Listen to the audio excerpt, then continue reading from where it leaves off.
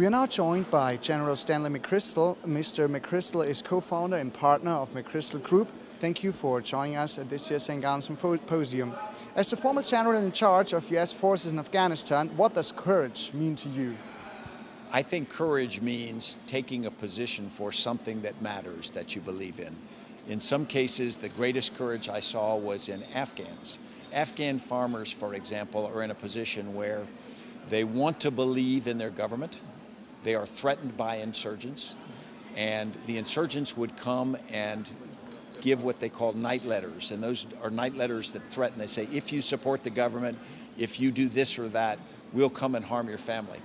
And the courage of an unarmed Afghan farmer who just really wants to make a living and take care of his family is extraordinary. It's greater than the courage we see in soldiers or politicians, because they have nothing, and yet they show true moral courage. Thank you. It is sometimes argued that fear is the ultimate driving force for bold actions rather than courage. What is your opinion on this statement? I disagree completely. I think that if I talk about why people do things that really cause me to be impressed by their courage, it is almost never fear. In combat, a soldier is scared. But that would cause a soldier to withdraw from danger, to stay low, to fall back, not to go forward. What causes soldiers to operate with courage, or anyone to operate with courage, a non-governmental organization person to go somewhere, is the feel that they are doing something that matters. And then for soldiers, there's also a particular connection to their comrades.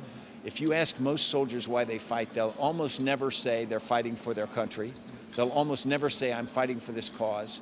They'll always say, I'm fighting for the people on my left and the soldier on my right. And so I think that they overcome fear because it's love. Jeremy McChrystal, one final question. America is taking bold action while other Western societies keep out of conflicts. Will the US continue to secure the world, and considering America's financial deficit, what budget cuts do you see for the US Army in the near future? I think that the budget cuts on the U.S. Army reflect challenges to the American economy that the world's also feeling as well. And I think it's going to make it more difficult to do things around the world. I think that's very, very dangerous. And I also think it's very dangerous for a single nation like the United States to take a disproportionate share. One reason it's dangerous is because we get the whole vote.